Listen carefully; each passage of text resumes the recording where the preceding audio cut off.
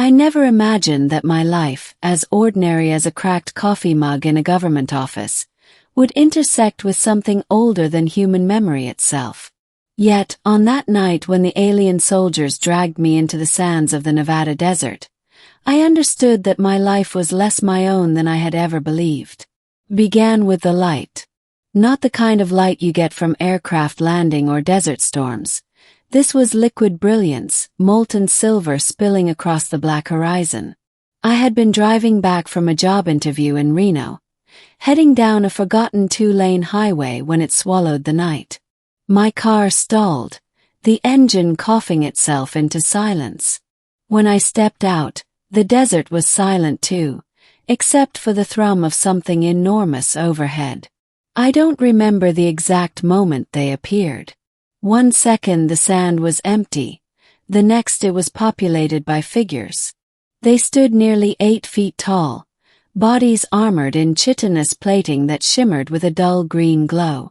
Their faces were masked, elongated helmets with slits like the eyes of reptiles. They moved with brutal precision, an entire squad and all of them focused on me.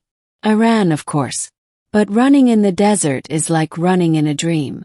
The sand resists, your lungs fill with grit, and the horizon doesn't move. Within moments they were upon me. The first blow hit my chest and sent me sprawling. Another soldier pressed a heavy foot against my back, grinding me into the sand. My arms flailed until one of them pinned my wrists with something like a metallic clamp. Their language was harsh and guttural, each word a strike of stone against stone. I should have been terrified, but instead something in me stirred, an odd warmth just beneath my collarbone. I didn't understand it then. All I knew was that when one of the soldiers tore the collar of my shirt, exposing my neck, everything stopped. The squad froze. Not in confusion, not in indecision. They froze in reverence. The soldier's armored hand hovered just above the bare skin of my throat. I could feel the desert wind on it now, and the warmth I had felt before spread like ink in water. On my skin, glowing faintly in the moonlight, was a mark I had never noticed before. A curved line intersected by 3 smaller arcs, like a crescent devouring the sun. The alien soldiers recoiled.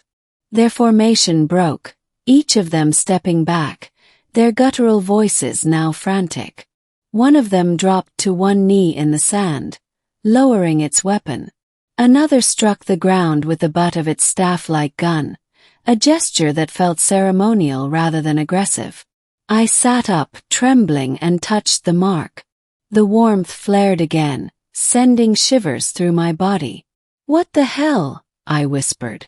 One soldier extended a clawed hand toward me, palm outward, as though in supplication. And then, as quickly as they had come, they vanished. Not into the desert, not into the sky. They blinked out of reality itself, leaving only disturbed sand and the echo of their voices. I spent the next week questioning my sanity. Had it been a hallucination brought on by exhaustion? A mirage? But the bruises on my ribs told me otherwise. And the mark on my neck, it hadn't faded. In fact, the longer I stared at it in the mirror, the more it seemed to pulse faintly with light, as though something beneath my skin was alive. I started digging into old records, obscure forums, even leaked government documents. It took days, but eventually I found a lead. An anthropologist at the University of New Mexico who specialized in pre-Sumerian symbology. Her name was Dr. Marissa Kane.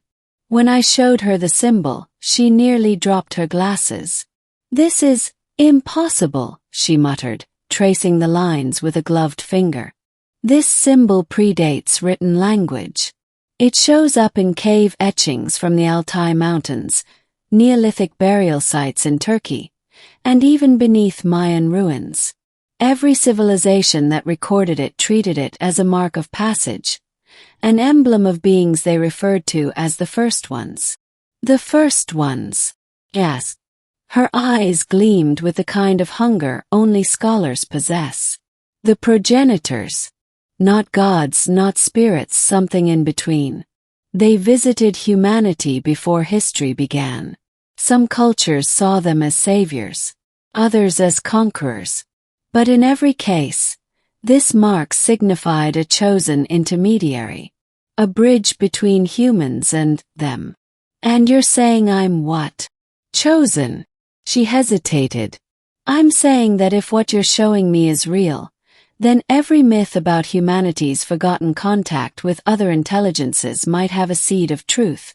And if those soldiers you described really exist, then they knew what that mark meant.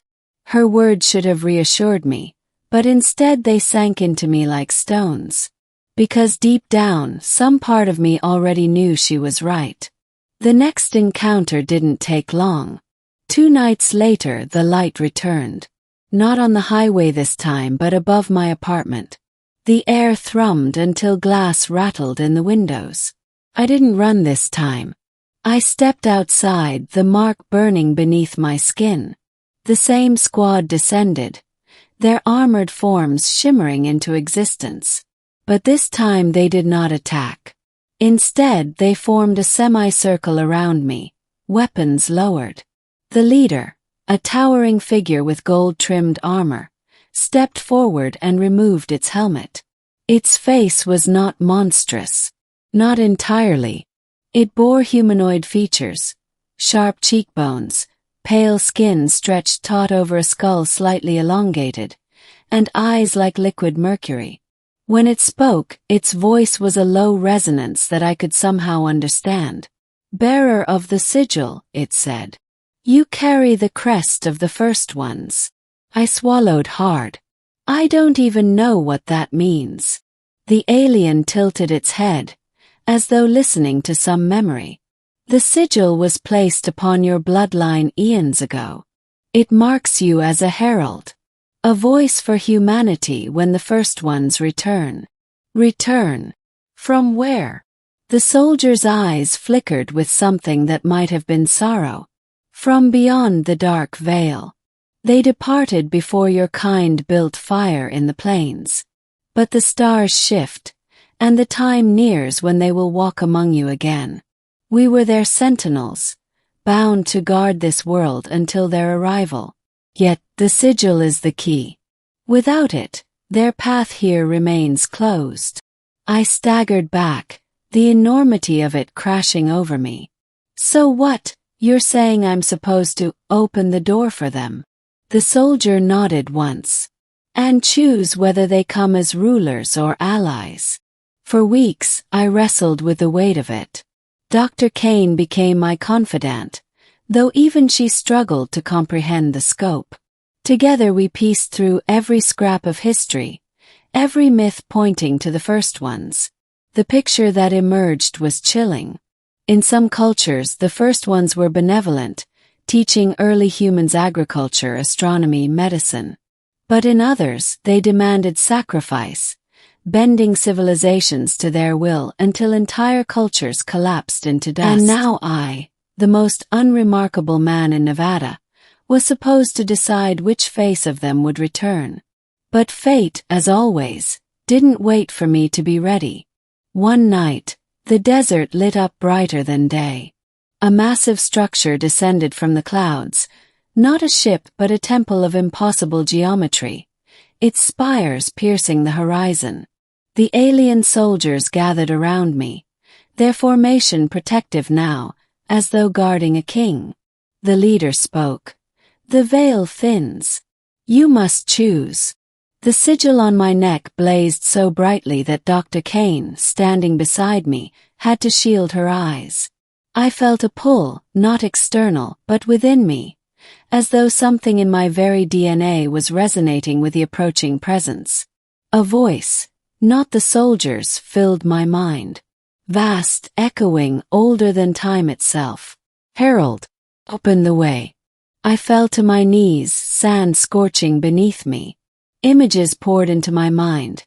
Galaxies birthing, civilizations rising and crumbling, the first ones shaping entire worlds like clay.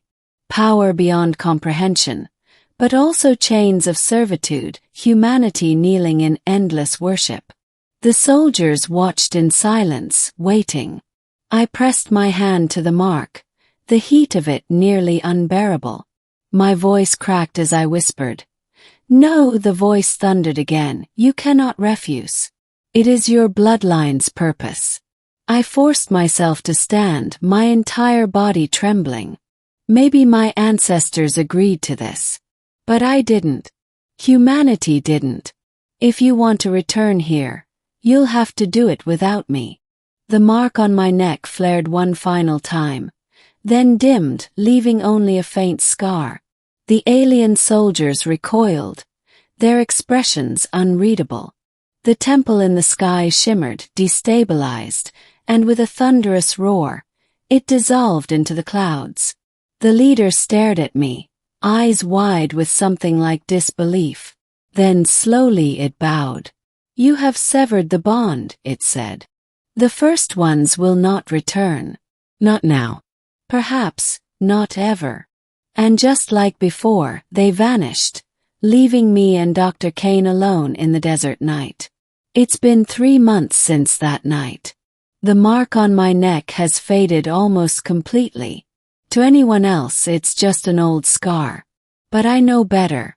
Sometimes, when the stars are particularly bright, I can still feel the echo of that vast presence pressing against the edges of reality, waiting. Maybe I saved us. Maybe I doomed us. But one truth remains. I was chosen to be a herald. And I chose silence. For now, the universe remains ours.